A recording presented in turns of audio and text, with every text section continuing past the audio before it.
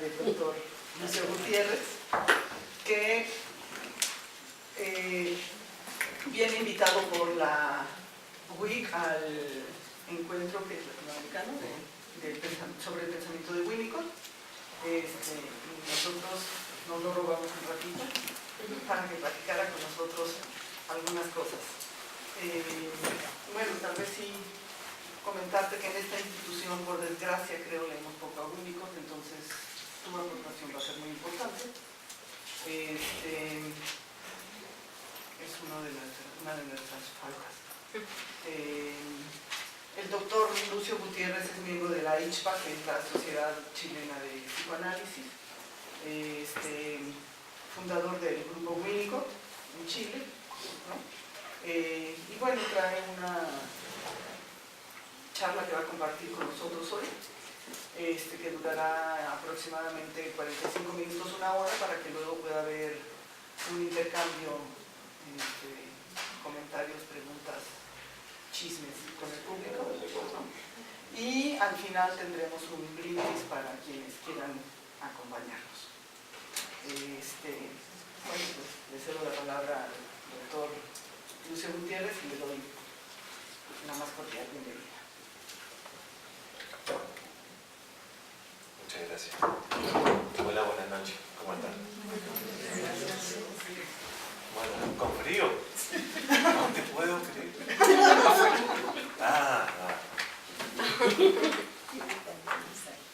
Estoy tan feliz con esta temperatura.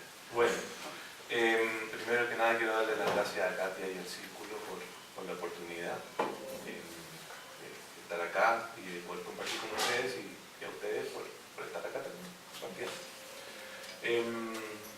Este texto que voy a leerles lo escribí especialmente para este espacio en consideración a que en algo estaba advertido de que no se leía mucho a Winnicott en el Círculo.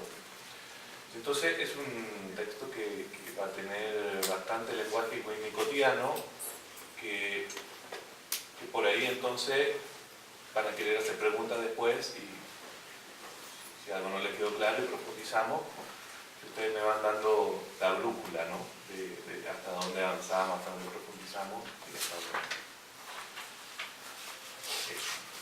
Se llama Ocasos de la Imaginación, un Winnicott metapsicológico para la clínica contemporánea. Winnicott ha ido adquiriendo creciente importancia como autor contemporáneo.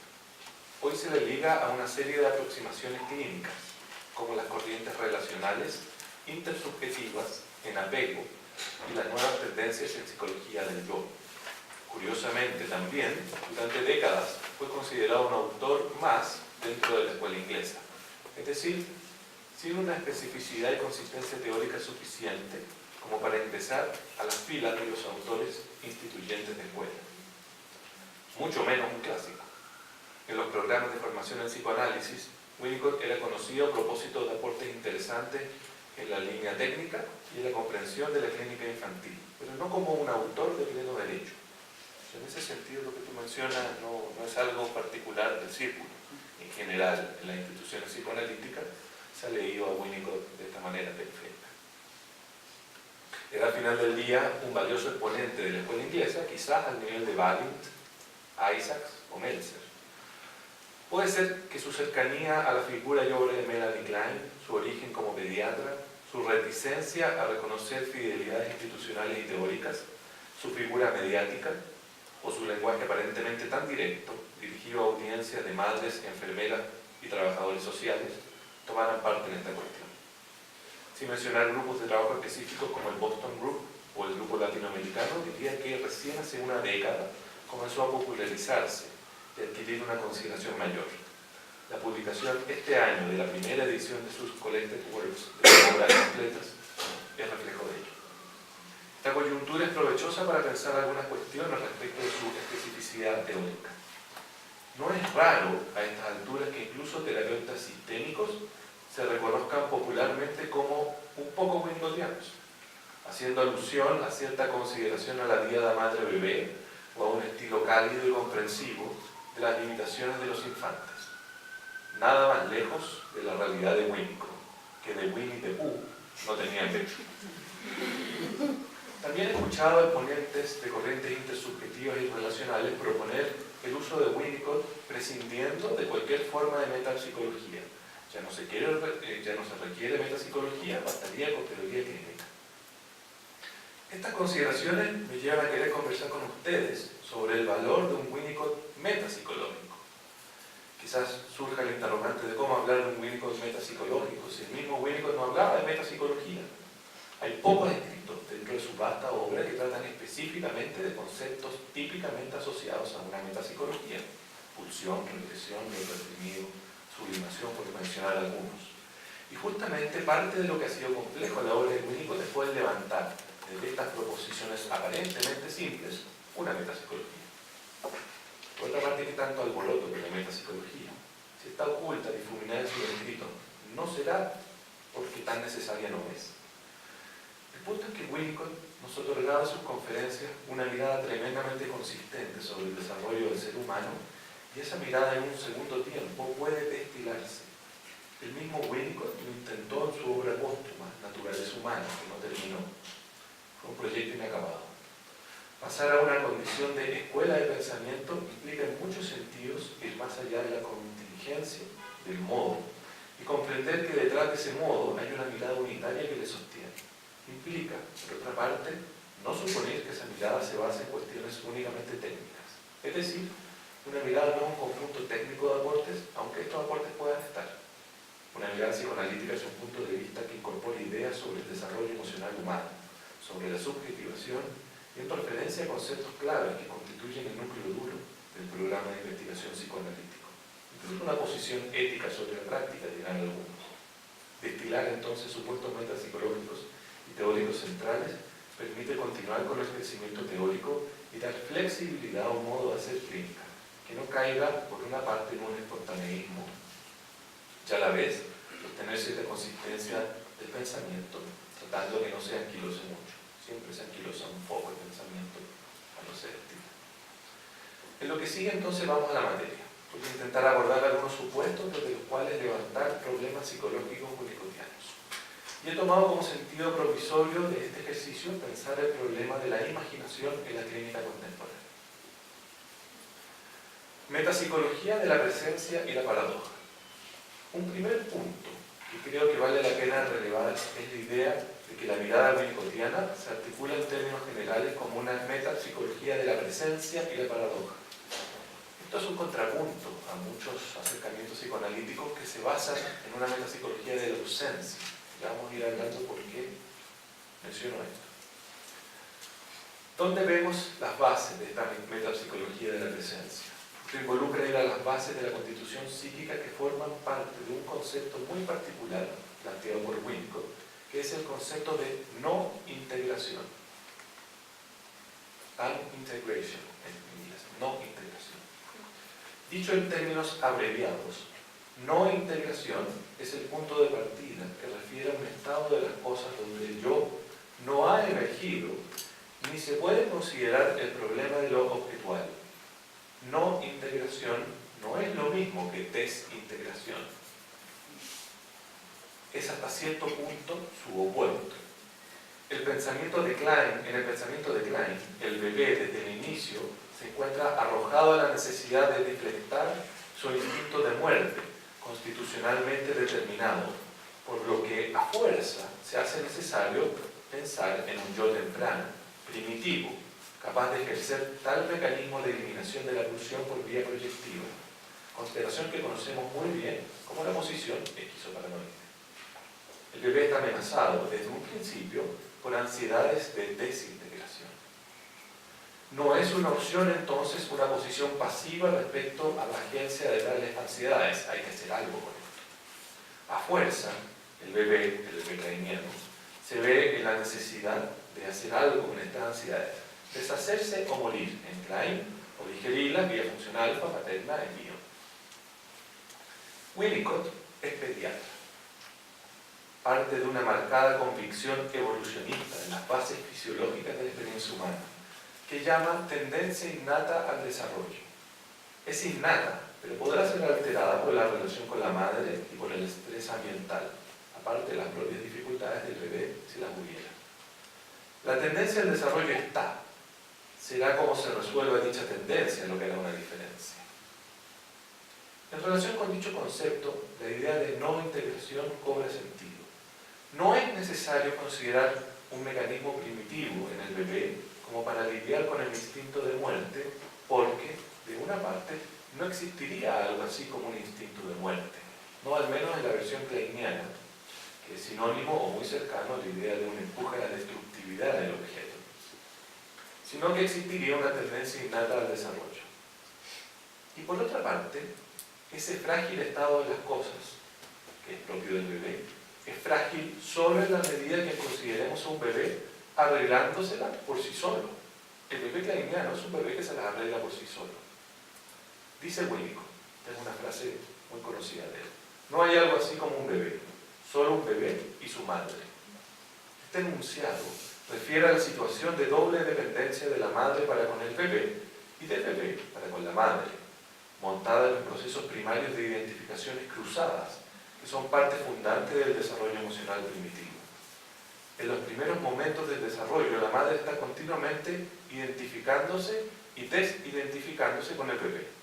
Identificándose para saber qué pasa, cuál es la necesidad, y anticiparse a estas necesidades. Y desidentificándose para recurrir a su capacidad de saber hacer con esto.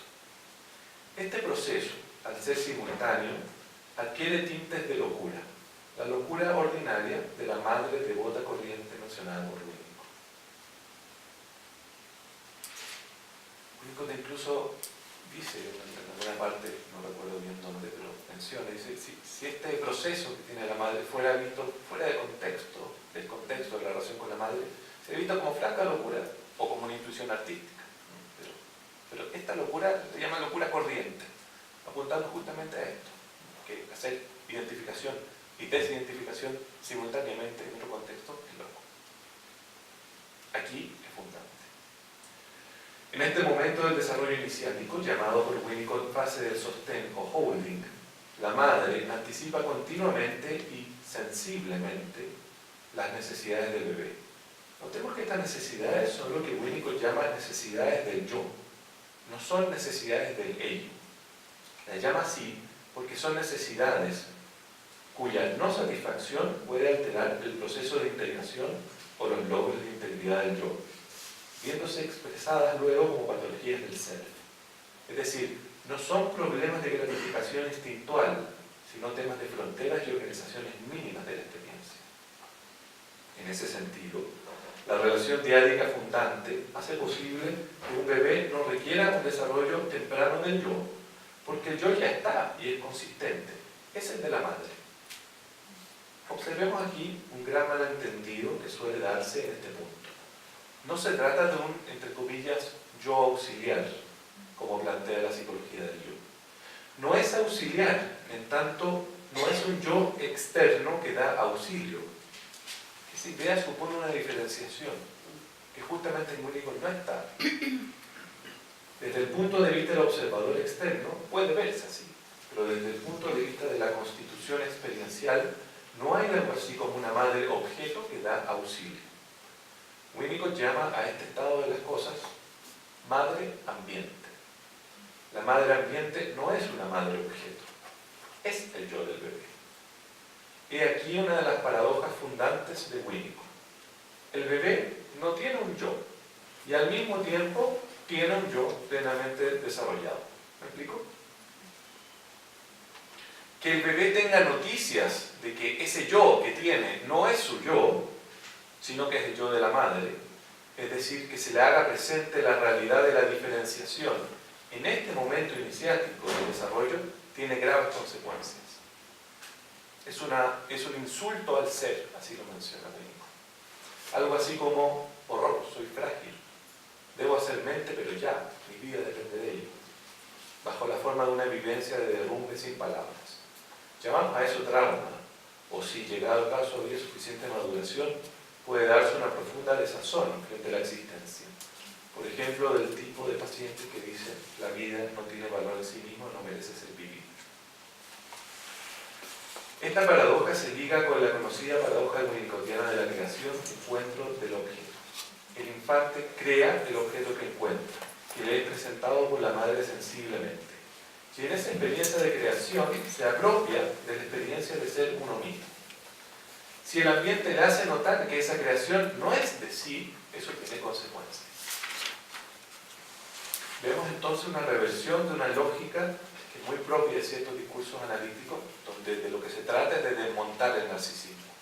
Aquí, si se fijan, no estamos hablando de desmontar el narcisismo, estamos hablando de establecer ciertas condiciones que van a fomentar lo que Winnicott llama una experiencia donde hay una ilusión de omnipotencia del bebé. El bebé llega a tener la ilusión omnipotente de estar creando eso que al mismo tiempo se le está presentando. Esa ilusión es narcisizante, pero es narcisizante, como dice la escuela francesa, narcisizante primariamente, positivamente, versus, ejemplo, la lógica freiniana tradicional, donde de lo que se trata es de desmontar los narcisismos, que suelen ser mirados como narcisismo secundario, no primario. Volvamos al problema de la no integración. Dado un estado de las cosas favorable, el bebé puede tener la experiencia de ser relativamente libre de perturbaciones sin la necesidad de integrarse. Llamamos a eso la continuidad del devenir. Que no necesite integrarse no quiere decir que no se va a integrar. Recordemos el supuesto básico de una tendencia innata al desarrollo único. Entonces, la integración va a surgir, pero va a surgir desde la no integración orgánicamente. El bebé apuntará hacia la integración innatamente, pero esto tiene un ritmo y una forma que le son personales. Este es un punto clave, al menos para mí. Dado el estado de las cosas, la integración orgánica no llega por la imposición frustrante de la realidad. A esto me refiero que es una metapsicología de la presencia, no de la ausencia. El bebé winnicottiano no se va a integrar porque se le hace presente la frustración desde el ambiente. Se va a integrar porque tiene una tendencia hacia la integración. Y en la medida en que la madre ambiente tenga la capacidad para ir dando espacio poco a poco a la realidad del objeto. Esto involucra también dar lugar a la capacidad del bebé de odiar, que en este contexto tiene un valor positivo. Quiero decir con ello que el surgimiento de una madre objeto no es un proceso romántico, marcado por sublimaciones y emociones tiernas como lo pintan algunas campañas de publicidad. Involucra amor apasionado y también involucra odio apasionado. Vómitos, heces, variadas formas de berrinches corporales. Que surge el objeto como surgirá, involucra que el bebé odiará al objeto y que el objeto será el receptáculo de dicho odio. Pero cuando las cosas son favorables, el objeto no resultará destruido por el odio. Aquí se abre paso a toda la dimensión de transicionalidad, que es otro pilar metapsicológico de Winnicott.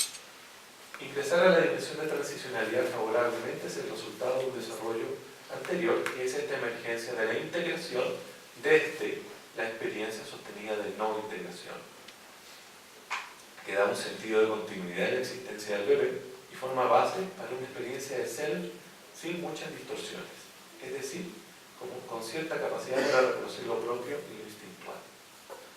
Pensemos ahora al revés. ¿Qué pasa cuando las cosas no marchan bien en este punto? Aquí recién para Winnicott emerge la idea de la desintegración, al punto del aniquilamiento. Las ansiedades de desintegración no son iniciales como en Klein, sino el resultado de las fallas en el holding materno.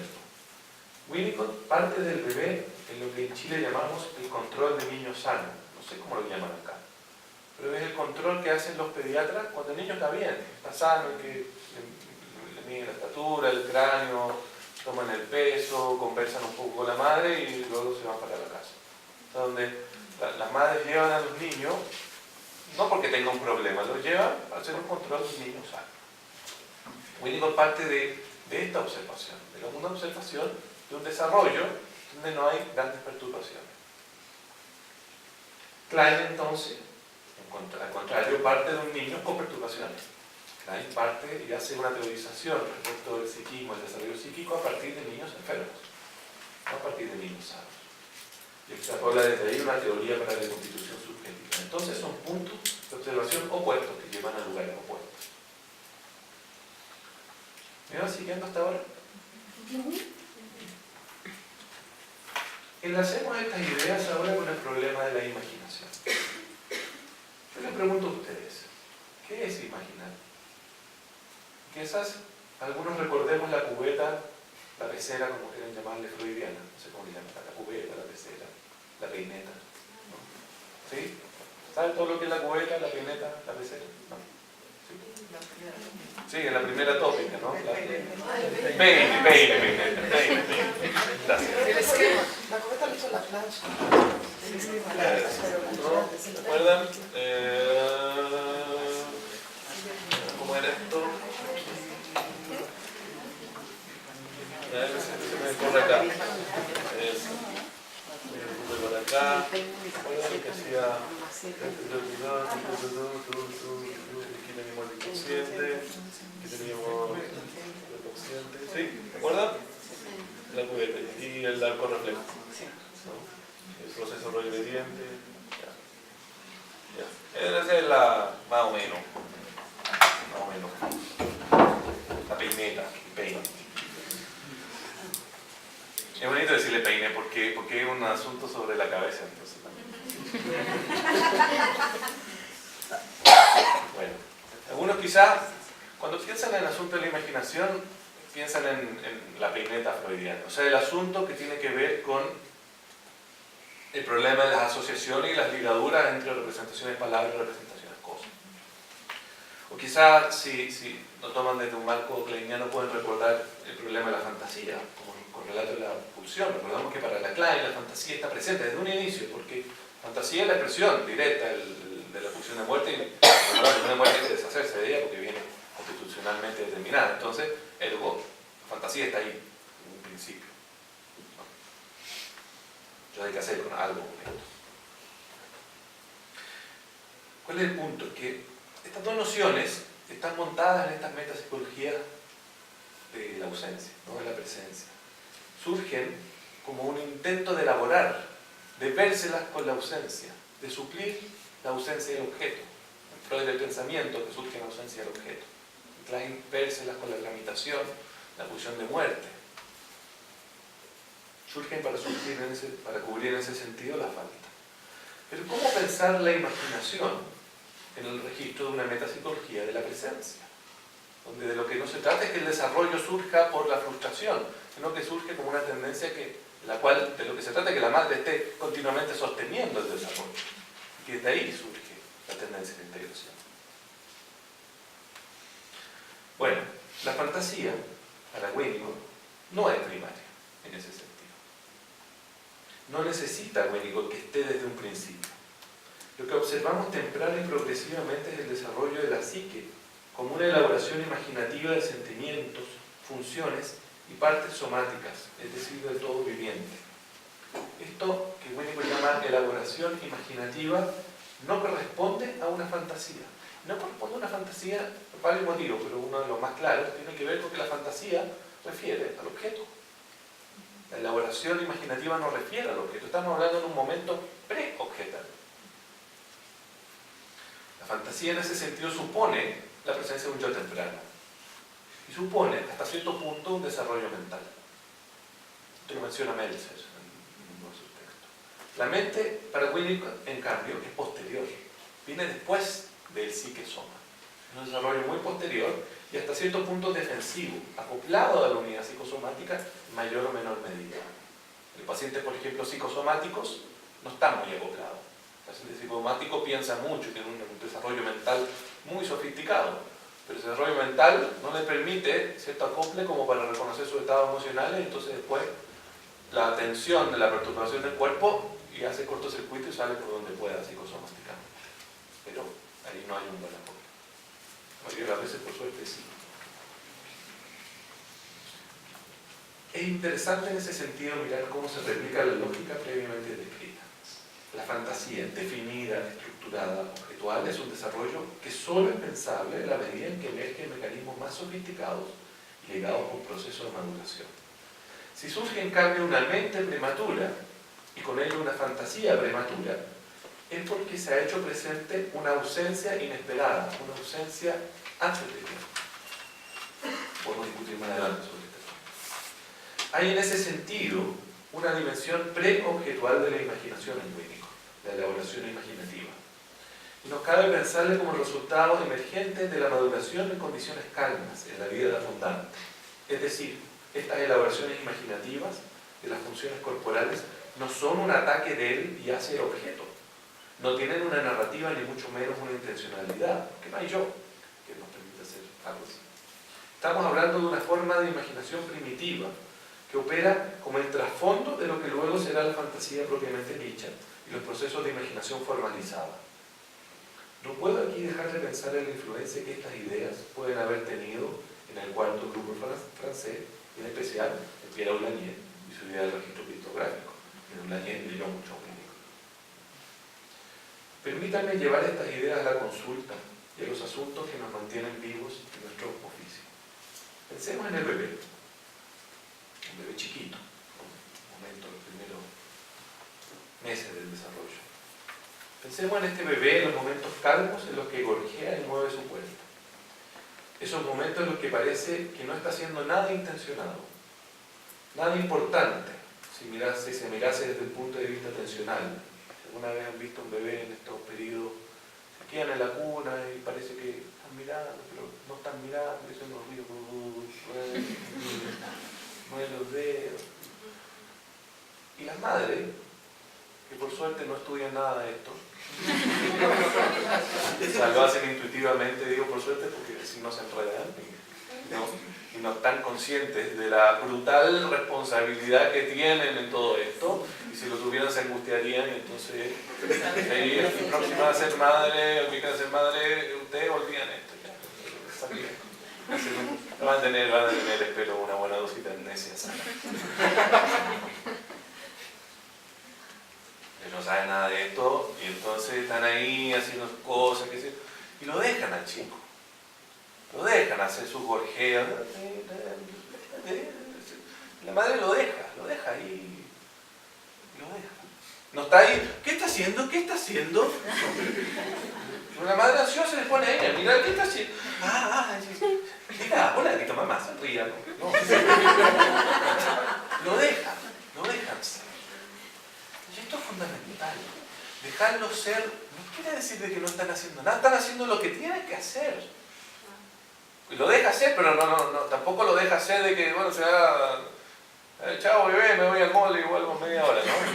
Tampoco, no, lo deja hacer, pero con una oreja ahí, pendiente, escuchando, y muchas veces disfrutando de ese golpe. Y ese es un punto clave, no solo escuchándolo, si está bien. La madre ansiosa dice, no dijo nada, se murió, ¿no? Está respirando, le ponen la cosa. No ansiedad de que, bueno, la madre primeriza por ahí son un poco más y no sea tanto y se pone loco la cosa, ¿no? Pero disfruta con esto. Ese es un punto central, disfruta con ese objetivo. Desde la intuición, desde esto que sabe sin saberlo intelectualmente, y lo sabe porque jugó a la muñeca, porque tuvo identificaciones primarias con su madre, y lo sabe, digamos, y si no, por ahí, si tuvo suerte y no lo tuvo con la madre, lo tuvo con alguien más, por ahí tuvo una buena analista y agarró algo de esto antes de semana, o sea, hay manera distinta de agarrar esto, ¿no? Pero lo sabe.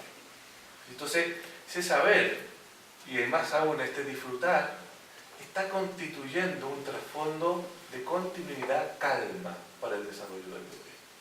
Y ese trasfondo de continuidad calma, a su vez, en la medida en que la tendencia innata al desarrollo se va produciendo en el bebé, produce una experiencia de límite que emerge orgánicamente, no que el bebé lo vivencia como impuesta prematuramente. ¿Me explico la diferencia? Pensemos ahora en momentos en los que habrán estado sus propios análisis o han tenido pacientes en silencio en el diván. Estábamos escuchando al bebé recibiendo el diagnóstico, el bebé algo ahí. Pensemos ahora en su propio análisis o los pacientes en silencio en el diván. En un estado de las cosas que está carente de mayor representación. La vivencia es una suerte de estado de relajación sin objetivo, sin sentido específico, sin una evidente tensión o premura en el pensar. No estoy hablando de un estado místico ni nada parecido. No estoy de inspiración, dándole forma a los propios dedos al tocar el contorno del diván, o a la tela quizás, jugando con el cabello, en una vivencia que predomina por su sensorialidad, sin que esto sea necesariamente sensual. Es una sensorialidad que no necesariamente adquiere un tinte sensual. En ese sentido, ¿podremos llamar eso autoerótico? Sí, puede ser, pero solo hasta cierto punto. Vivencias como esta, en la experiencia adulta, se ligan a esto que menciono como estado de no integración, y en particular al ejercicio en no integración de la elaboración imaginativa primaria. Por supuesto que esto no siempre dura mucho, pronto la fantasía se va a encargar de hacer lo suyo, va a aparecer una fantasía objetual y asociaciones. Estoy hablando de estos estados particulares en los que uno puede ingresar cuando está en el propio análisis o que ha visto a pacientes ingresar en el análisis. ¿Y qué? Esto es lo interesante. Si han vivido algo así o han visto que pacientes han vivido algo así, esto tiene un valor en sí mismo. Si un paciente escucha a su analista decir, un paciente que estaba en este estado, y escucha al analista decir estamos en hora, y se reincorpora con la sensación de que algo sumamente valioso ha ocurrido, que se ha enriquecido de esta experiencia emocionalmente. Este es el opuesto a no dije nada en sesión, gasté mi tiempo, mi dinero y no dije nada, no fui productivo. Es lo opuesto a esto. Aunque desde el punto de vista objetual no ha pasado nada, algo de conectarse con la experiencia en la adultez de la no integración tiene un valor en sí mismo. Son muy pocos los espacios que podemos encontrar donde esto emerja, no se busque técnicamente. Estoy aquí haciéndole un guiño feo a toda la tecnología del mindfulness. No se busca técnicamente. Estoy hablando de algo que emerge en una experiencia sostenida por otro. Y esa es la particularidad. Tampoco estoy hablando de que esta experiencia surja en una suerte de solipsismo. No. Tiene un valor y una cualidad distinta cuando surge de una experiencia sostenida por otro. El otro que cuida el sueño, el otro que cuida el estado de relajación. Sin la necesidad de que entonces, que está en ese estado, tiene que volcarse hacia el otro. Tiene, en ese sentido, o ha logrado, para Winnicott este es un logro emocional, lo que Winnicott menciona como la capacidad para estar o devenir en soledad en compañía de alguien. Este es un logro del desarrollo. No es lo mismo la capacidad para estar a solas, la capacidad para estar solas en compañía de alguien. Ese es un logro muy sofisticado del desarrollo emocional. La clínica contemporánea, que es eminentemente una clínica de problemáticas límite, hace relevante esta vivencia como un privilegio típicamente neurológico. Con Winnicott, el silencio asociativo puede ser resistencial. Esa es la mirada típica del psicoanálisis, un silencio por tanto resistencia. Transferencia negativa, decía Freud. Ausencia de asociación, transferencia negativa. Puede ser, ese es un camino. Pero no siempre, no a todo el mundo. También pueden haber silencios que reflejan un estado de no comunicación en estados de no integración, como resultado de esta capacidad para estar a solas en compañía de otro. Un paciente con dificultades en la constitución de una experiencia de ser enfrenta ante una regresión la imposibilidad de acceder a este estado de no integración. Estar a solas para este tipo de pacientes, pacientes con estas dificultades, pacientes con estas dificultades, es ansiógeno. Estar a solas en compañía de otros es ansiógeno, adquiere un tinte persecutorio. El silencio asociativo en ese sentido resulta insoportable, llena de ansiedades. La angustia ante vivencias del derrumbe se detiene respecto a la deriva asociativa o la exacerba a modo de una imaginación forzosamente objetual. Y entonces tenemos la expresión o la detención de los procesos de imaginación. Al punto de su detención, por ejemplo, con lo que Sami Ali ha hablado como la banalidad de Sami Ali. No digo que Sami Ali sea banal, digo la banalidad plantea como concepto Sami Ali. Es muy fértil Sami Ali, no es banal. O la aridez de lo que Pierre Martí llama el paciente psicosomático con pensamiento operatorio, que piensa sobre la realidad de un modo concretizado en relación con los afectos. Y en el otro polo, les decía, una hipérbole compulsiva del pensamiento imaginativo, a modo de el artista constantemente perturbado o el discurso en defensa maníaca. Aquí la imaginación adquiere una cualidad mortífera o vacía. Pasa a ser un negativo de esta elaboración imaginativa que estábamos mencionando con Winnicott y que lleva a la emergencia del objeto. En estos casos, los objetos de la fantasía se producen defensivamente, no emergen. Este es un punto clave. Vale observar que estoy hablando, en cierto sentido, de operaciones de sobrevivencia del ser. Winnicott también incluye un término para hablar de estas operaciones frustras de la elaboración imaginativa, que son usos forzados de la fantasía y un aislamiento. Le llama esto fantaseo, fantasizing, por oposición a la fantasía típica. En el fantaseo, por oposición a la fantasía, no pasa nada. Hay uso de imágenes, digamos, pero en la fantasía, dice Winnicott, todas estas imágenes se encuentran ligadas a la vida, la transforman y viceversa. En el fantasía, en cambio, la producción imaginativa se mantiene en un aislamiento respecto a la experiencia viviente. No produce transformación de la experiencia. Lo identificamos en la sesión contratransferencialmente en la dificultad para registrar, en el estupor, en la tendencia a refugiarse que tienen los analistas en sus propias vivencias frente a palabras que dicen los pacientes que parecen vacías de vida. Los fantaseos, las banalizaciones, las producciones imaginativas maníacas son todos ocasos de la imaginación. Eso es el título de esta ponencia. Los pacientes que los padecen permanecen esclavos de mantenerse exentos de perturbación o siempre la excitación como modo forzado de mantener la integración. Voy en vía de ausencia de estímulo o por vía del refuerzo excitatorio del yo. Ambos polos reflejan la misma dificultad, poder acceder, o no poder acceder en este caso, a estados de no integración.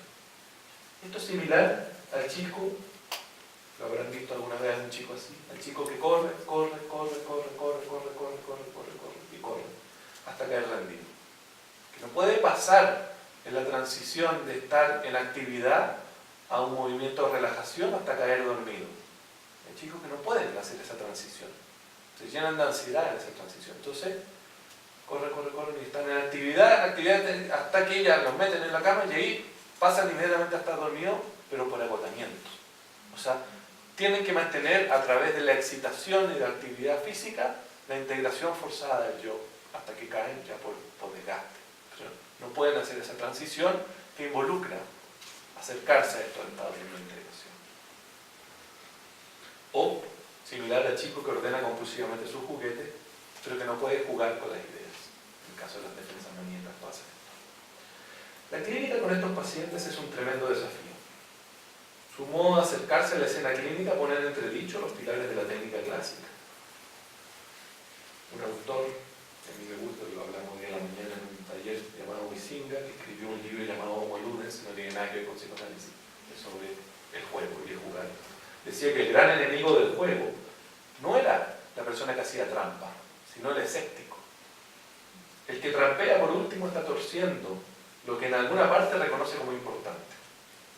Estos pacientes pueden resultar grandes escépticos de la idea central de la asociación libre, que es una forma de juego.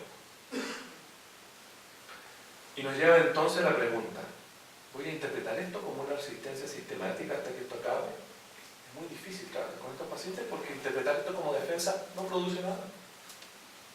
Entonces la tarea es compleja por cuanto requiere de una salida de la posición analítica interpretativa, que en muchos sentidos es también un refugio para el analista.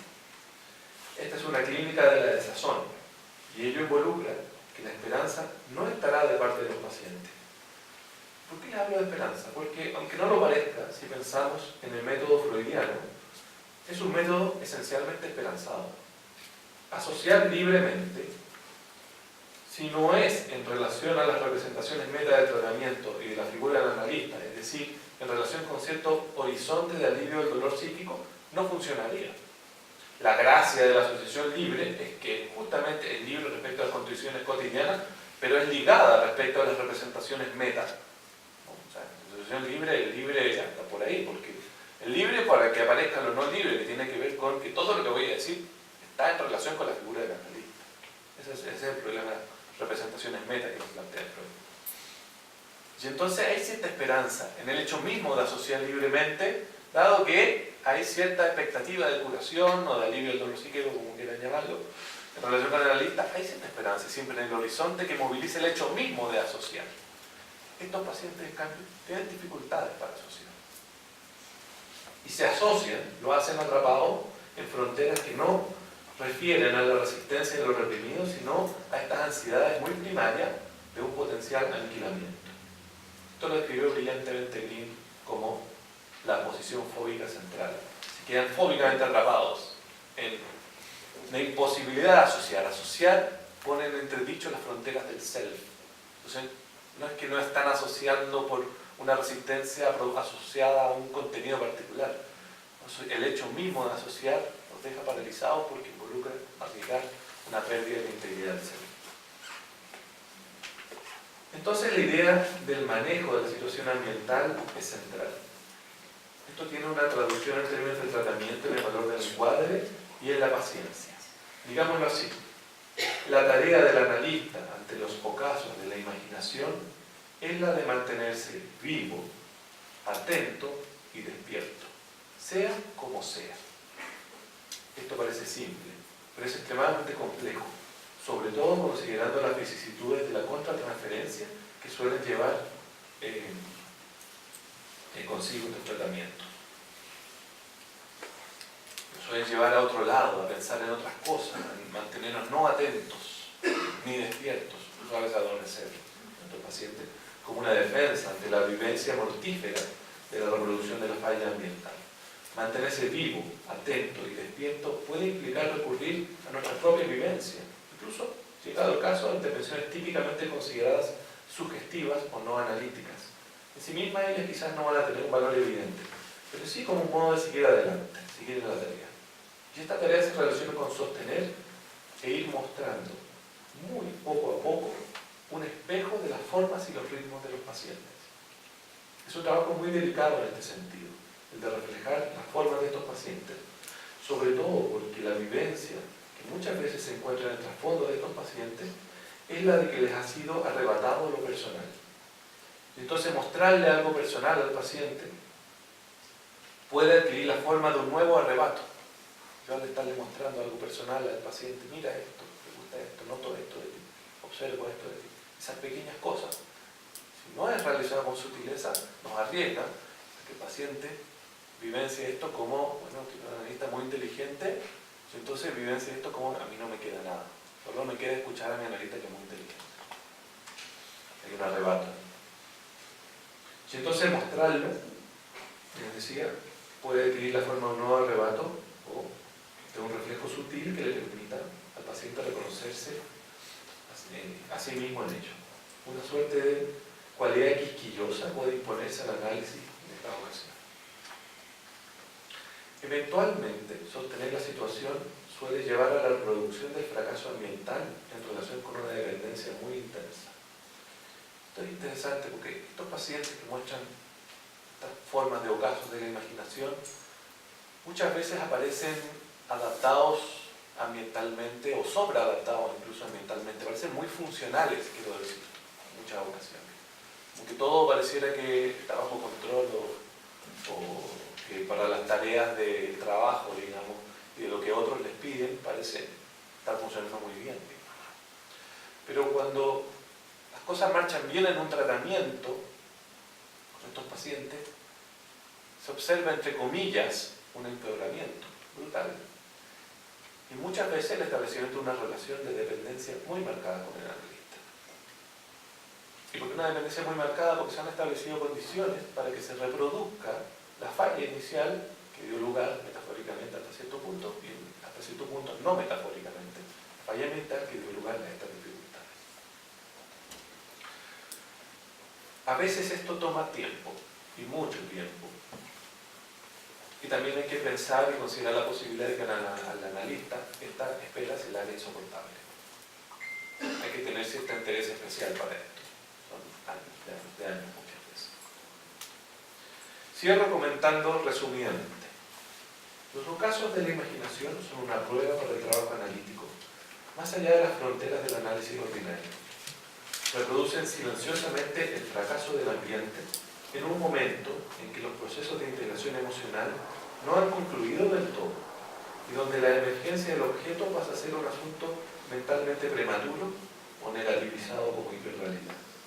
Podemos sostenernos en una clínica del vacío con estas características, pero para eso requerimos de un ejercicio extremo de la paciencia y la confianza, donde algo de la dimensión de la fe y la tendencia al desarrollo y de la propia experiencia analítica, la experiencia que vivimos nosotros al haber sido analizados, puede ser clave para respetar la posibilidad de que el propio paciente se encuentre con su creatividad imaginativa, en lugar de imponer la imaginación del analista bajo la forma de teorías e interpretaciones.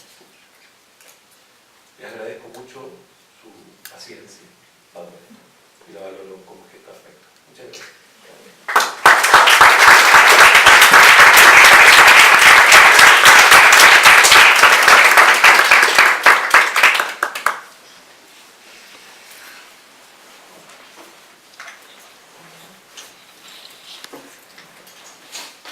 Bueno, muchas gracias por esta exposición. ¿Preguntas, comentarios?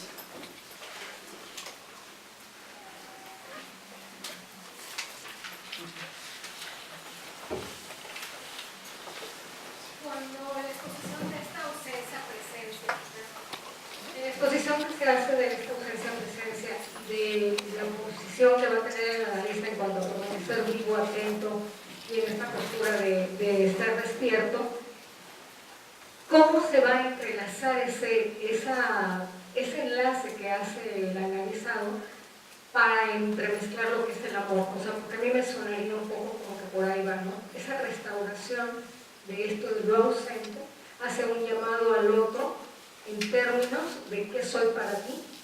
A eso se referiría a ese estar despierto del analista, más para que pueda restaurar ese aspecto de lo objetal.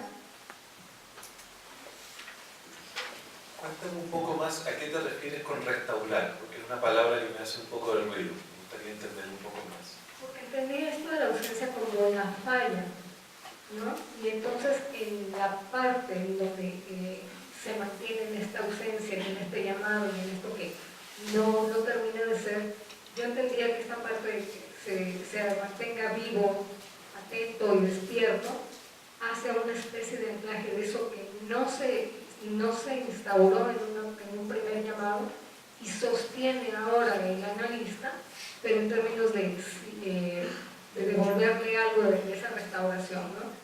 No sé si iría por ahí. Y más o menos, sí, más o menos. Quizás me hace ruido el tema de restauración porque me hace eco de la idea de reparación, a modo de la reparación del objeto dañado. Y aquí no necesariamente hablamos de restaurar, sino de dar las condiciones para que emerja en el paciente un proceso que ha quedado interrumpido para el clínico. Entonces es importante tu observación porque nos permite hacer otro contrapunto con la mirada leiniana donde el rol de la reparación del objeto dañado cobra predominancia. Aquí no. Estamos hablando de que cuando estas dificultades emergen, lo que se produce es, Winnicott le llama un congelamiento del fracaso ambiental. Es decir, ciertas condiciones, dado este fracaso en el ambiente para sostener el holding, esas condiciones y ese momento queda congelado, como si quedara una suerte de entre paréntesis de ese proceso de maduración. Y esto es algo que es sumamente interesante porque pasa a veces con estos pacientes que uno puede estar sin darse cuenta de que en estos pacientes están presentes estas dificultades, puede estar trabajando como si el paciente fuera neurótico durante muchos años.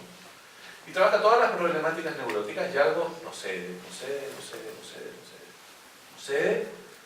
que uno podría entonces decir, bueno, aquí falta análisis, falta un análisis, hay que ir más en lo profundo, pero hay algo que no sé, porque no tiene que ver con el pensamiento sobre las cuestiones de lo reprimido y el retorno de lo reprimido, lo que tiene que ver con algo del orden de lo que pudo haber quedado mutilado en el paciente. Y lo mutilado está, no se repara. Entonces, el reconocimiento de esa situación de falla ambiental permiten no una reparación del objeto, sino un restablecimiento, por así decirlo, del proceso maduracional, asumiendo de que hay elementos que van a quedar mutilados. Sin embargo, por decir, digámoslo así, deja de estar en la repetición de la búsqueda de la reparación. O sea, justamente el problema es que hay una tendencia a seguir intentando ligar eso que no está ligado. Entonces, desde esa óptica, no se está planteando que se pueda reparar, sino que se está planteando que observar eso y encontrarse con eso permite hasta cierto punto retomar esa vía que había quedado en ese punto congelada. Y entonces pasa con ciertos pacientes, como te mencionaba, que hacen todo un análisis neurótico y ya no sé.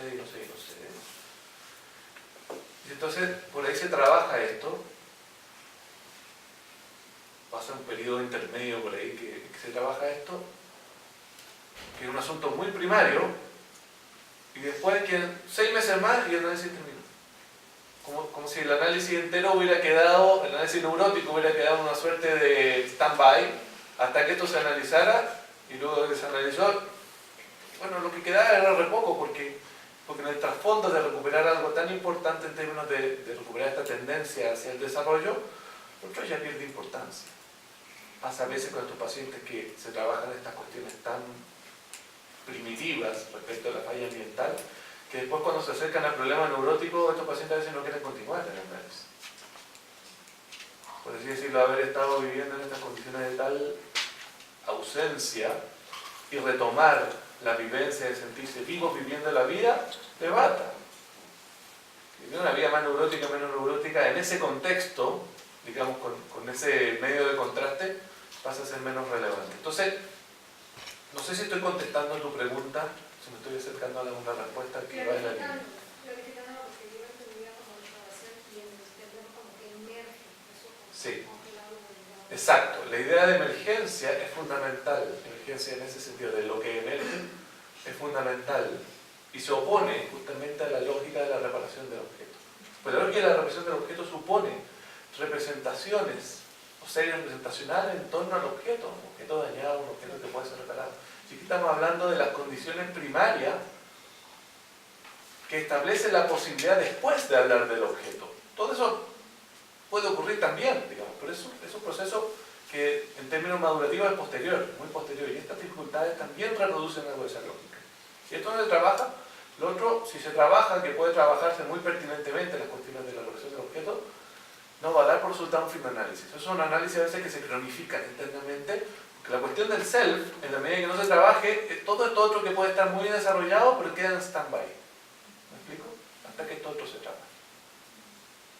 Y cuando digo que en stand-by me refiero a que no cobre una existencia viviente la experiencia del análisis hasta que el paciente vuelve a sentirse vivo.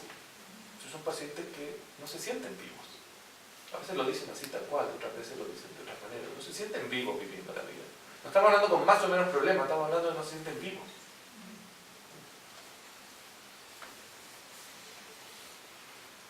Buenas noches. Bueno, a mí me motiva mucho tu exposición y tal vez pueda compartirles un poquito de la experiencia en el trabajo con niños huérfanos en hogares, porque justo es como un terreno ad hoc para trabajar toda la propuesta de Winnicott. Entonces me gustaría ilustrar, por ejemplo, con aquellos niños que han sido maltratados, golpeados y no toleran la presencia de los adultos. Yo que he trabajado con los niños en esta circunstancia, ha sido tener que favorecer que los niños pequeños, sus otros, digamos, se puedan acercar a ellos para que ellos puedan ir tolerando cada vez más la presencia de los adultos. También en la importancia de restablecer un encuadre que favorezca lo que es el joven, ¿no? Ese sostén para que ellos puedan tener esa continuidad. Niños que han sido muy maltratados efectivamente vienen en una condición tan deprimida que parece que estuvieran muertos y que ellos mismos no supieran qué tan vivos están. Entonces van recuperando toda esa posibilidad en el ambiente, en la continuidad, en los horarios, en la integración de las distintas personas, de los distintos acompañantes terapéuticos que trabajan, y van restableciendo, favoreciendo que ellos vuelvan a sentirse vivos y vuelvan a conectarse con el ambiente y, como tú dices muy bien, yo creo que a recuperar esa tendencia al desarrollo. Entonces vuelven a jugar, vuelven a comer, ¿no? Vuelven a integrarse. Entonces me parece que sí, que probablemente tengan unas áreas que estén totalmente mutiladas, ¿no? Pero que esta vivencia de estallamiento que viven cuando son separados de sus contextos familiares, porque los padres han abusado de ellos, etc. Entonces sí se requiere todo un esfuerzo grandísimo para reparar quito la palabra reparar, sino para restablecer el ambiente, y un ambiente que implica un trabajo de 24 horas al día, los 365 días del año. Es el caso de los niños huérfanos, y destacar que lamentablemente en los hogares no existe este tipo de método que yo tuve oportunidad de experimentar en una comunidad terapéutica en su versión analítica para niños huérfanos. Muchas gracias. Está interesante lo que planteas, porque por ahí te dijiste, bueno, no digo reparar. Si uno, desde luego, puede hablar de reparar el objeto, lo que estoy diciendo es que el self no funciona bajo esa lógica. Las cuestiones del objeto sí, digamos, un objeto dañado que se repara, pero cuando hablamos de objeto, y bueno, un chico huérfano, ciertamente eso está también, pero la experiencia del self no opera bajo la lógica de la reparación. La experiencia del self opera bajo la lógica de la integración o la desintegración. Ahora, hay algo que tú tocas ahí que a mí me ha inquietado, por lo menos en Chile, es muy dura la realidad de los niños institucionalizados. Hace poco también han surgido un montón de denuncias respecto a los centros que supuestamente tenían que cuidarlos y que están en condiciones horrorosas. Pero también porque, si uno le sigue la pista a esta teoría, tiene que pensar que hay un montón de medidas de lo que William llama el management, o el manejo ambiental, que pueden ayudar a lo que tú mencionas, que tiene que ver con restablecer ciertas rutinizaciones que son fundamentales para los chicos, cierta predictibilidad del ambiente, que es fundamental para los chicos, cierta consistencia en las acciones y en las posiciones éticas que pueden tener las personas alrededor de los chicos. Todo eso es fundamental para los chicos en términos del management.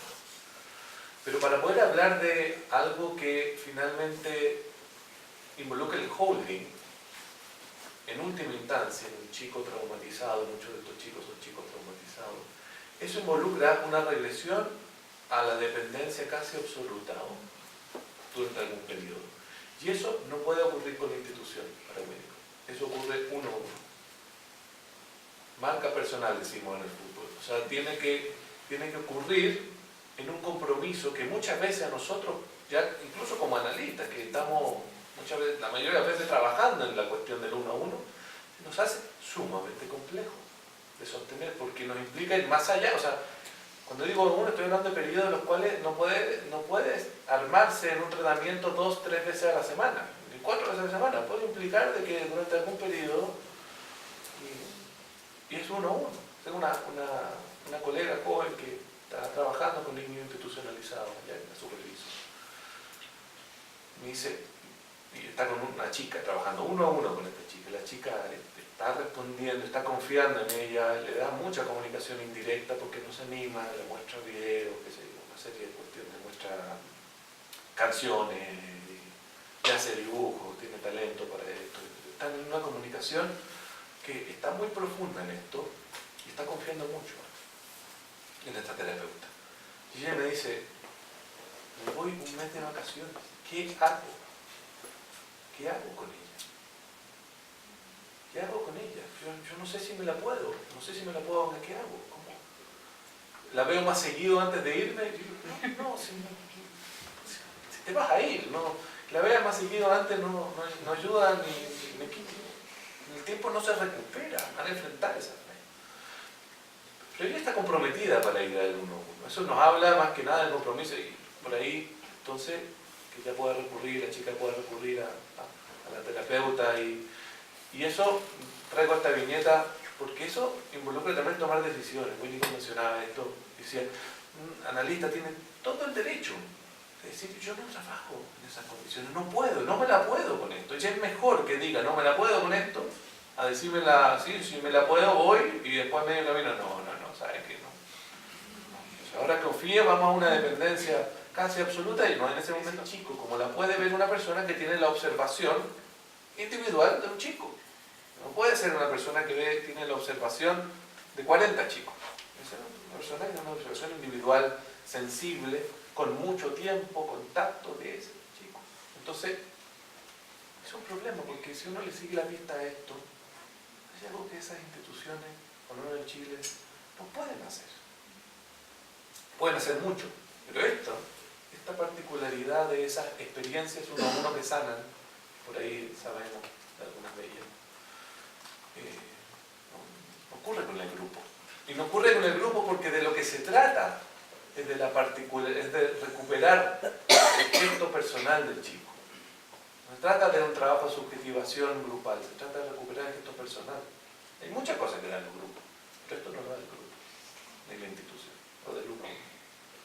Entonces, eso nos pone en un problema, porque si uno dice, bueno, le hago caso a esta necesidad de poder recuperar esa tendencia innata y destrabar esto que ha sido una distorsión en el desarrollo a propósito de generar estas condiciones, pues ya es capaz de sostenerlo. Es una pregunta. A mí me pasó en algún momento de mi carrera que sucedió que tuve hijos. Suceden esas cosas. No sé cómo.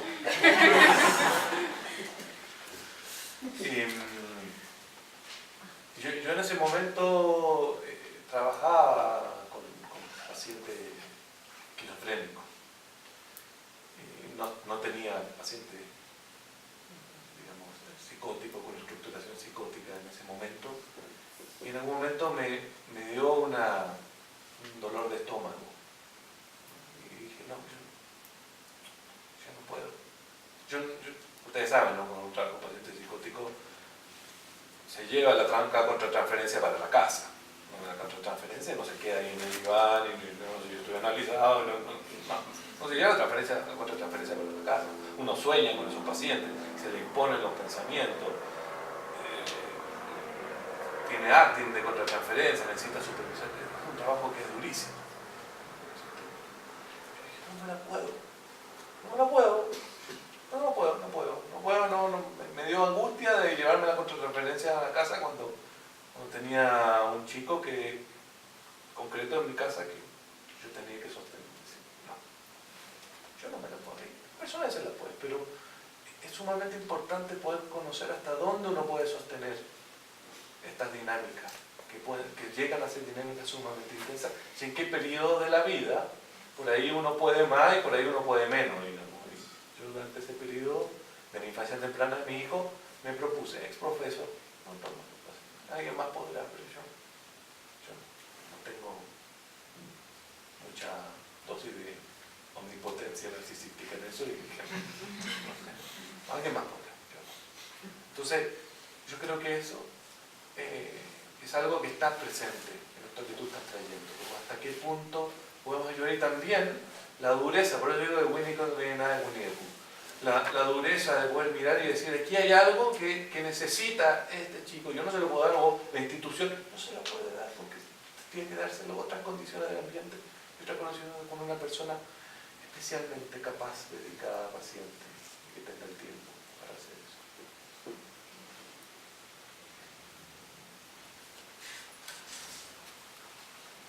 Yo creo que me escuchan. Yo me quedé pensando en ese análisis de... Gracias, como en un análisis de mucho tiempo, donde se trabaja sobre la neurosis, en términos de transferencia, ¿no? O sea, pensaba, a ver si organizo mis ideas, pensaba en este baño de significantes, en esta posición del analista como un baño de presencia y ausencia, como un... ¿Estás diciendo un baño como un inodoro? ¿O el de... inodoro o baño como una de... cubierta, como una impermeabilización. Estaba pensando como en esa posición del analista que permite, o que eso, como que convoca un poco a que en este baño pueda surgir algo del orden de la presencia y ausencia, y que a lo mejor la transferencia está solo del lado del analista, en ese momento tan primario justo como del self, ¿no? Como de poder pasar por este desarrollo. Y entonces estaba pensando en qué hay en aquella otra transferencia que uno creía que se estaba jugando en un análisis de un neurótico, con sus síntomas, no sé qué, cuando de pronto aparece esta problemática que no se ha pensado, y entonces es como cuestionarse qué pasó, ¿no? Cómo se sostuvo todo este juego que pareciera transferencial, pero que en realidad, en tanto no había este self desarrollado, a lo mejor esto del orden de la transferencia del paciente al analista era un juego, era una falacia, era un decir, estaba puesto en la palabra, no estaba encarnado, porque de alguna manera para que esto pudiera darse tuvo que haber habido esta otra posición. Entonces, si esto aparece después de un supuesto análisis neurótico, cuestiona este análisis de la neurosis posterior, y me pregunto entonces, el lugar del analista como un sostén de única transferencia frente a este sujetito que está en aras de configurarse como sujeto. No sé, una cosa sí estoy pensando, como en términos de transferencia, cómo pensarlo cuando esto aparece después de un análisis que pareciera que ya iba corriendo, ¿no?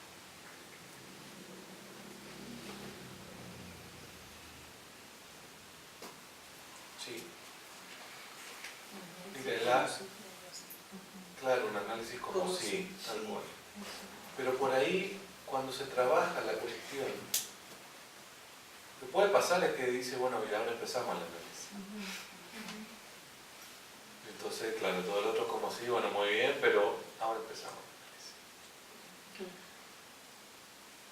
Y a veces también el cambio es algo, como bien decía, cambio catastrófico, es una cuestión que es tan intensa cuando el paciente adquiere esta sensación de sentirse vivo, viviendo la vida, o sea, tomado por la dimensión de lo funcional como existente, tomado por la posibilidad concreta de odiar, no de intelectualmente odiar y encontrar que su analista es poco sofisticado o es malo, sino odiarlo, concretamente odiarlo. Como me hace acordar un paciente que se iba y pegaba portazo, me odiaba, se levantaba el diván y me miraba. Si este un día me va a forrar, decimos en Chile, me va a mandar un... Si viene, estaba enojado, me odia. Me odia. Estás viviendo la vida con eso. O sea, porque en el odiar se está apropiando de que yo no soy el que quiere que sea, y en eso está estableciendo las condiciones para que podamos trabajar eso. Pero cuando todo eso no ocurre este pseudoanálisis. Winnicott desarrolló, como tú mencionas, el problema del pseudoanálisis, en especial con candidatos a analistas que se hacían sus análisis. Y a propósito de eso, entonces desarrolla su concepto de falso self. Es un guiño para los analistas, su texto de la distorsión del hombre de una de verdad y falso self. Está diciendo, y un análisis que puede parecer muy correcto y cronificado eternamente, digamos, porque no está tocando no está partiendo de ese estatus donde lo que se dice encarnadamente, es decir, tocando la dimensión pulsional. Cuando se hace presente el llamar verdadero self, que es decir que lo que estoy diciendo está primariamente en relación con eso que puja en mí, no primariamente en relación con lo que yo supongo que esperan que diga, porque eso es el falso self. El falso self engolfante. Entonces, engolfante, engulfing, así, traducción romana, pero no hay mucha... Atrapado. Porque el falso self tienen distintas gradientes y formas, por ahí todos tenemos algo falso self, el lenguaje incorpora la cortesía, ¿no? Porque aquí hay mucha cortesía en México, yo creo que son tan ceremoniosos, ¿no? Como me mencionaba Dolores, que decía, no, te doy una dirección y no te van a decir no. En Chile va a pedir una dirección, no. Me mandan para otro lado. Falso self. Entonces, el falso self puede tener zonas de traslape para Winnicott en salud. En salud tiene zonas de traslape. Verdadero self o falso self. Son los llamados huevitos winnicottianos. Tiene una serie de... ¿La conocen la serie de los huevitos winnicottianos? ¿No? Ahora voy a dibujarlo. Le vamos dibujando huevitos.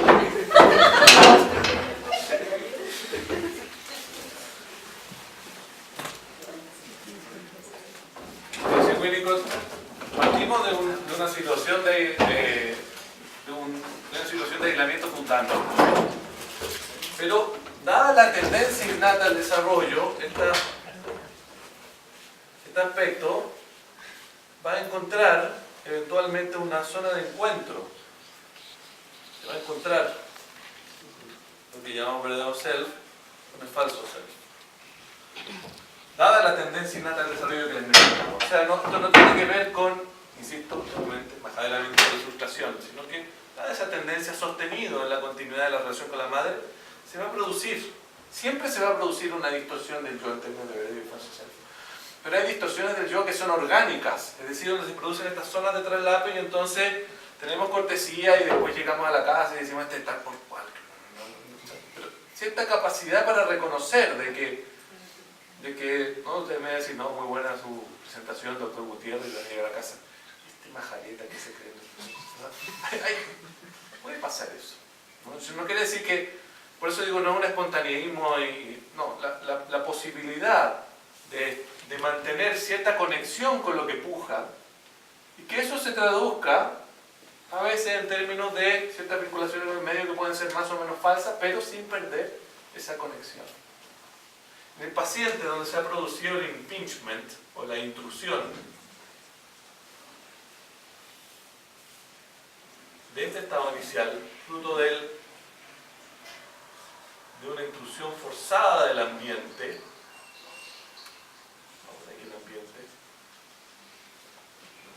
el resultado que tenemos no es este. Este es el resultado que va a emerger porque, dada la tendencia innata, el bebé va a querer agarrar lo que está ahí. Ustedes han visto los bebés que agarran, se llama la pulsión de apoderamiento, se van apoderando y gozan, tienen un placer con el agarre. Entonces hay una tendencia que busca acercarse a la realidad. Y en ese encuentro entonces se producen estos acoplamientos orgánicos. Aquí, en cambio, si el ambiente introduce un elemento prematuramente, lo que se vuelve a la situación primitiva, donde el falso self engolfa, cubre completamente al verdadero self. Y entonces se pierde, estos pacientes pierden, las personas pierden la capacidad para estar en contacto con esos vivos vivientes. Entonces se vuelve el paciente sobreadaptado, el paciente de personalidad como sí, son casos de esto. El paciente que está continuamente en relación con lo que supone que se espera y, por supuesto, al ambiente le encanta. Los pacientes sobreadaptados son funcionales, son los más funcionales que hay. Digamos. Entonces, cuando se derrumban estas personalidades, si por ahí tuvieron la suerte de enamorarse y la alcanzó, digamos, y ahí empiezan los problemas. No saben qué hacer con eso. No saben qué hacer con ese sentir se me impone. Cuando una paciente llega, tenía una personalidad así, llega porque en alguna parte se da cuenta, la madre se da cuenta de que si sigue así va a dañar a su hija. No tiene idea cómo la va a dañar, pero sabe que la va a dañar. Por ser como es, la va a dañar. La cuida, le da todos los cuidados correctos, de hecho, muy correctos, perfectos, entre comillas. Claro, pero esa perfección, bien acompañada, tiene una dificultad para conectarse con lo que está dibujando, con el tirarse los pelos, con decir, pero ¿qué cómo? ¿No? O sea, entonces, la chica, yo me imaginando, me la manda una terapeuta infantil que dice, ve a la madre, porque la chica está angustiada. Está angustiada porque se enfrenta a cierta vivencia cercana a lo que Green llama la madre muerta. O sea, una madre que da todos estos cuidados, pero que no percibe. La chica, la hija no le percibe, está viva viviendo la vida. De hecho, no está viva viviendo la vida, está reactivamente viviendo la vida. Actuándole y reaccionando al entorno porque se supone que eso es lo que debe ser. Pero es importante lo que mencionas de la actuación, porque no es para distinguirlo de que no se trata de una actuación histérica, sino de la sensación de profunda futilidad, que no tiene sentido, de que es infértil la vida, de que vale hacer las cosas porque hay que hacer las cosas, no porque tenga sentido hacer las cosas. ¿Me explico? Le decía, es mi deber hacer esto. Yo hago esto porque esto es lo que le hace bien a ella. Esta era una paciente que tenía estas dificultades para justamente asociar en términos de dejarse llevar por su imaginación. No podía hacer. Trabajo con ella me involucró justamente saliendo de ese dispositivo con otros dispositivos, fotografía, y empezar a hacer una suerte de reconstrucción de su historia a partir de lo único que entraba en la sesión, que era un blanco, no sé, todo era absolutamente pobre en términos de las derivas asociativas. Porque esa pobreza, ella la padecía y sabía, había algo que pujaba en ella, pero estaba puesto en la hija. Vengo porque la quiero salvar a ella, porque yo estoy ya condenada a esto, a que la vida no tiene sentido. Eso. No sé si respondí tu pregunta. Yo tampoco. Pero podemos seguir discutiendo. Que me emocionan estas cosas, entonces cuando uno se emociona se le va la atención para otro lado. Lucia, yo pensaba si puede quedar la idea de que el análisis primero del cómo sí fue inútil. O sea, hasta dónde la responsabilidad de un analista de su trabajo pueda pensarse que eso que transcurrió, eso permitió que apareciera esto otro. Y yo pienso que en un futuro otro análisis va a ser distinto para esa persona. Estoy de acuerdo. Incluso a veces sucede que si emerge eso, y el paciente hasta ahí lo deja. Sí, Dice, sí, bueno, sí. logré esto, Va a ser me voy. después. Y después hago el análisis de verdad neurótico. O que el proceso de todas estas conflictivas neuróticas queda, una vez logrado esto, como le mencionaba, muy acelerado, que se resuelve en poco tiempo con el mismo analista. Porque todo lo otro, que en ese momento era como si, pasa a ser resignificado a la luz de una vivencia que ya no es como si, ya es completamente, está sintiéndolo, dicen. Entonces también puede tomar ese. Yo estoy de acuerdo, las más de las veces que yo he visto, y van con otro. Green tiene en eso me hiciste acordar a André Green, que André Green tuvo 3 análisis. Y entonces decía hubo un analista que se quedó en silencio. Eso es su segundo analista. No dijo nada. El recuerdo que tiene realmente no dijo nada, pero le sirvió para que pudiera tener un tercer análisis donde pudo finalmente desarrollar toda su teoría sobre la madre muerta. Y a propósito de que el otro no dijo nada. ¿Lo molestó? Sí, estoy de acuerdo. Dale. Yo tenía una duda hablaba sobre la intuición materna, de cómo significaba al bebé su capacidad de interpretar las necesidades, ¿no? Yo lo empezaba a relacionar como con esta capacidad de imaginación.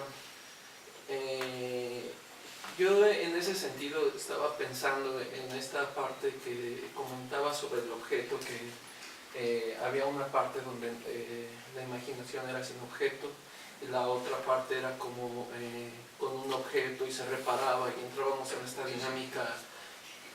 Entonces, ¿qué tanto podríamos hablar de esta función materna en tanto que en una es una intuición que puede hacer que el bebé tenga un desarrollo calmo, ¿no? ¿Y qué tanto vemos, digamos, corrientemente en las madres esta función de ver al hijo como objeto y darle una situación no tanto de imaginación y fomentar el verdadero ser, sino en esta parte más como de fantasía, de que él puede, que también es fundante, yo creo, ¿no?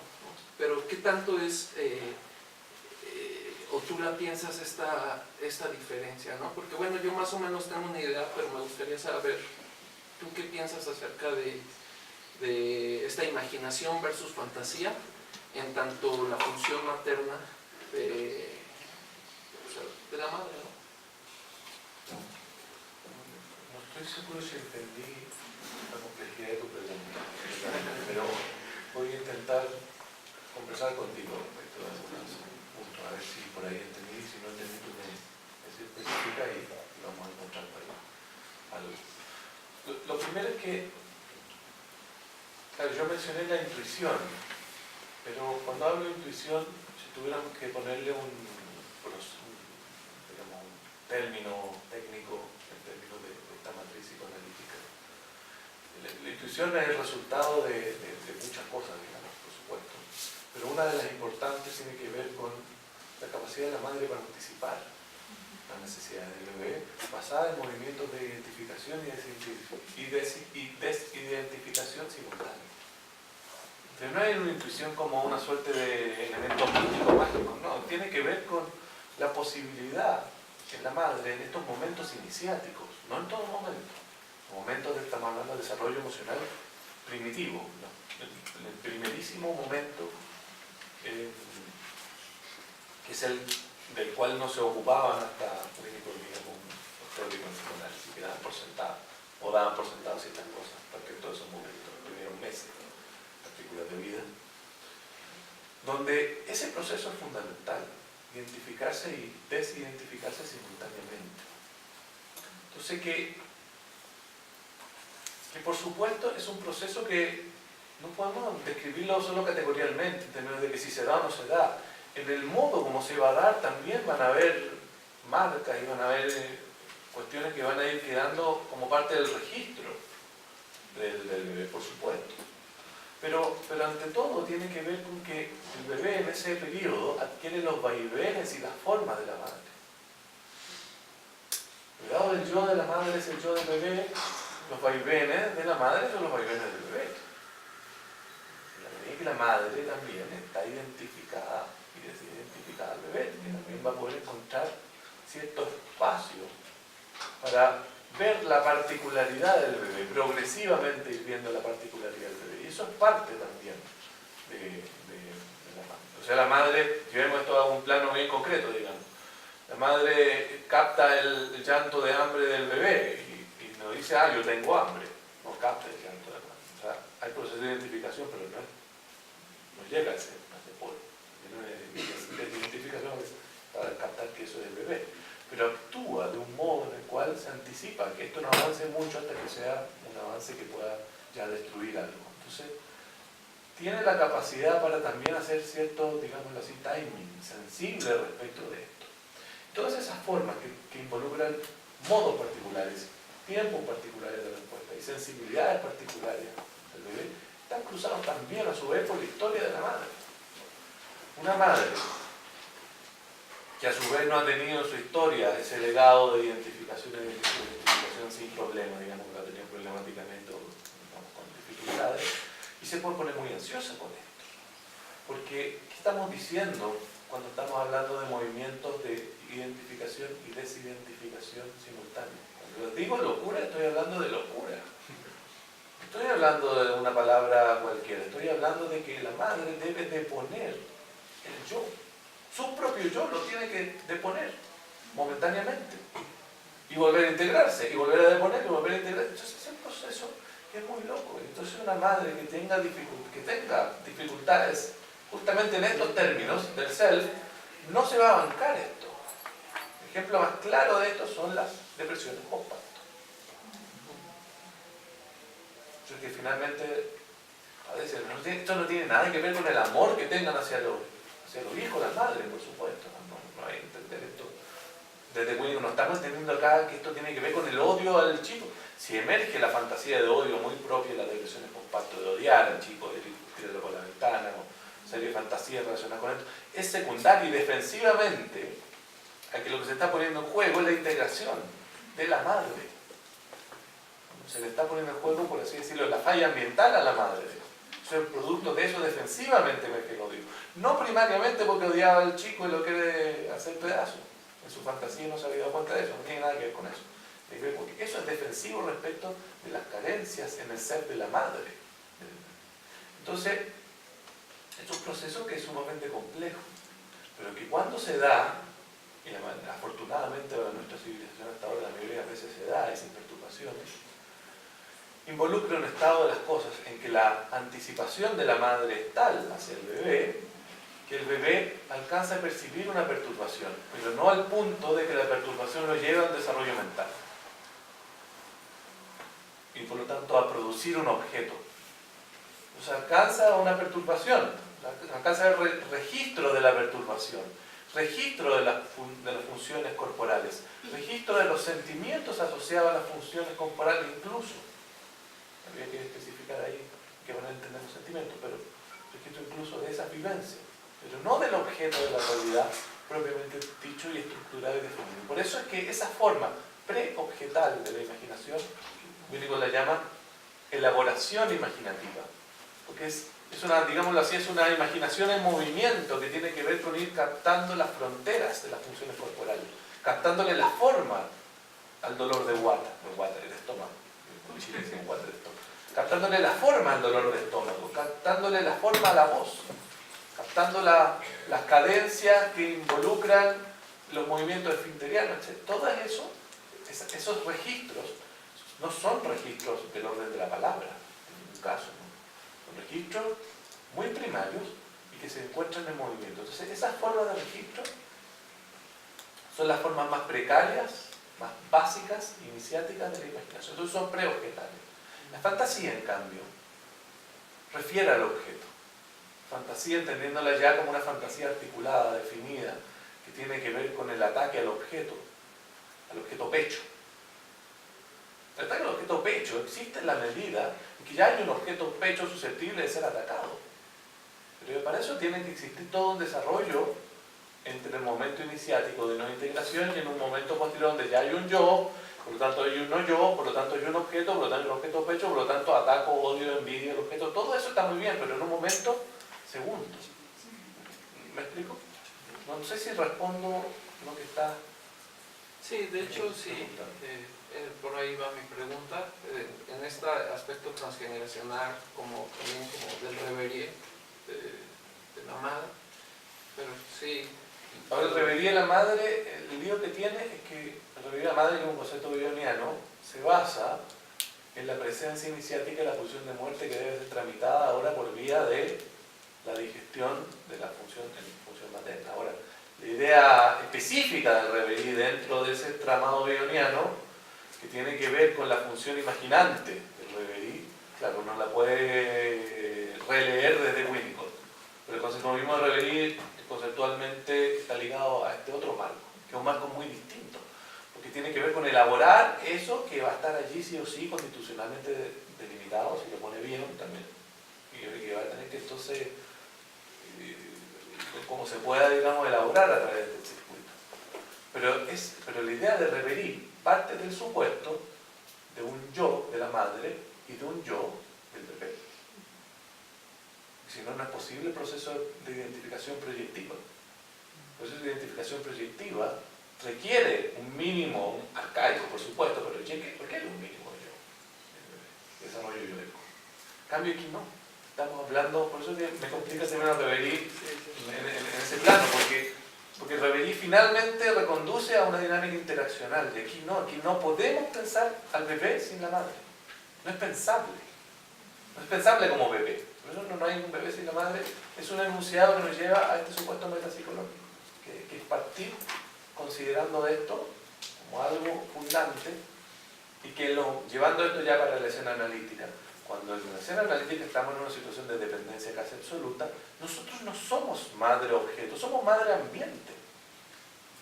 Entonces, hay una serie de cuestiones que empiezan a cobrar relevancia y que tienen que ver con cómo manejamos la situación analítica. No con lo que decimos, no con la interpretación, sino que con lo que está ahí presente. ¿Me explico? Muy aclarado. porque no sabemos cuándo vas a regresar.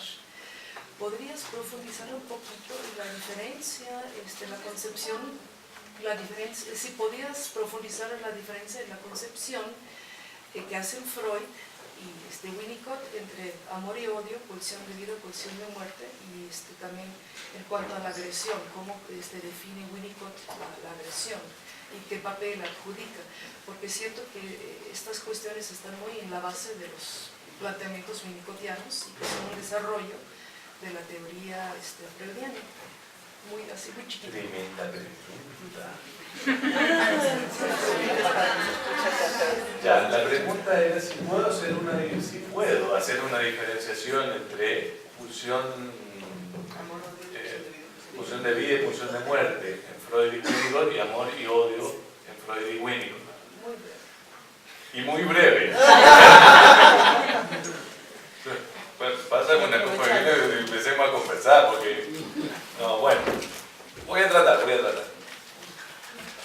Lo primero es que, si ya estamos hablando de pulsión de vida y pulsión de muerte, estamos hablando del último dualismo pulsional, y entonces tenemos que considerar una serie de problemas que nos dejó Freud con este último modelo pulsional. Porque es un modelo pulsional que... Ya con el primer modelo, cuando teníamos la pulsión sexual, la pulsión del yo, y después ya con la introducción del narcisismo, teníamos hacia el yo también investidura sexual, por ahí andábamos bien. Y andábamos bien porque todavía el concepto de pulsión hasta ese entonces, es decir, hasta 1914 en Freud, seguía ocupándose como un concepto límite entre lo psíquico y lo somático. La medida de exigencia de trabajo que requiere, que le impone lo corporal a los niños. Entonces, por ahí andábamos bien. Pero se le ocurre esta idea de la pulsión de vida y pulsión de muerte y nos mete en un enredo, Freud. Nos mete en un enredo porque en primer lugar lo saca de lo humano. Que la pulsión ya la tiene la ameba. O sea, a mí eso me pone loco porque yo estaba bien con esto. Este es un problema, no solo mío, los franceses por eso leen al primer Freud sobre todo, y los ingleses leen al segundo Freud. Los franceses leen al primer Freud porque el Freud de pulsión de vida y pulsión de muerte le da a la ave migratoria, le da a la ameba pulsión. Ya es una noción que es inherente al orgánico, pero no al orgánico humano, al orgánico con la tendencia, digamos, a restablecer propiedad del concepto de pulsión. Entonces, esto nos mete en un problema. Quisiera ver por qué nos mete en un problema. Nos mete en un problema porque toda idea que teníamos respecto de la pulsión como una medida que está en el límite, o un concepto que está en el límite de lo representacional, se nos zafa con eso. O sea, ya no podemos hablar de representaciones en la ameba. Yo no puedo hablar, no me da. No, es que tengo imaginación, pero pensar que una ameba puede tener representaciones no me alcanza. Es un caso. ¿Eh? Es un caso. Claro. No me alcanza. Entonces, ya no la estamos pensando la pulsión en esos términos que tienen una pata puesta en lo némico y una pata afuera del némico. Está afuera completamente de la peineta. Ya no está. Refiere a la peineta. Entonces, si ya no refiere a la peineta y refiere a lo vivo, estamos hablando de una mirada de Freud donde está colocando el tema de la evolución como un tema fundamental. No podría decir darwinista, ya sincerándose con el darwinismo que siempre estuvo, dicen algunos. Pero que nos lleva entonces a pensar de que estas tendencias están allí presentes, que tenemos que lidiar con ellas por especie, vienen por default. Entonces, dado eso, nos mete en un lío, porque cuando habla de pulsión de muerte, Freud es muy ambiguo en el modo como trata la pulsión de muerte. Porque de una parte la trata en relación con su idea del empuje a la repetición, y eso no necesariamente lleva a una connotación de destructividad. Sin embargo, los textos culturales y en otras referencias específicas, cuando Freud está hablando de la guerra y de la civilización, está hablando de la pulsión de muerte, ocupando la idea de la pulsión de muerte muy cercana, dice a su observable el punto indistinguible, por ejemplo en el sadismo, como destructividad. destructividad. Entonces nos deja en un entredicho que deja espacio, y un espacio importante para la interpretación. Entonces sucedió que los franceses tendieron a interpretar esta idea que quedaba así ambiguamente, tendieron a sacarle punta al lápiz de la idea de una pulsión de muerte en relación con el empuje a la repetición. Mientras que la escuela inglesa tomó esto en serio y dijo, no, es destructividad. La escuela inglesa kleiniana, entonces tomaron la idea de pulsión de muerte, pensaban que en inglés no tenemos diferencia entre pulsión e instinto, entonces se traduce como instinto de muerte, pero que es una idea que le critica mucho Laplanche y otros franceses le critican a los ingleses. Pues dice, ¿cómo le pone instinto si eso entonces está marcado por especie y viene determinado respecto al objeto? Sí, pero por otro lado también Freud dio caldo para esto, dio paño para poder hacer esa interpretación porque nos entregó un concepto de muerte que lo va leyendo en distintos textos de manera distinta. Entonces es una cosa muy esquemática, ¿no? Pero que nos mete en este problema. Entonces es un problema porque la Klein termina equiparando directamente agresividad, destructividad y pulsión de muerte. Así, directamente. La pulsión de muerte no tiene que ver como en Maya del principio del placer, con la idea de un empuje que permite hacer activo aquello evidenciado pasivo, que permite retomar el control asociado a la pulsión de apoderamiento que puede leerse en Freud. Todo eso queda descartado. Lo que queda puesto de relieve es el empuje hacia la destructividad, mientras que la pulsión de vida queda puesta como un empuje hacia la creación de vida. Entonces queda esto ligado al problema del objeto. A Lucio por esta presentación y muchas gracias a todos ustedes por venir, por sus comentarios y por sus preguntas, y nos vemos en la próxima. Buenas noches.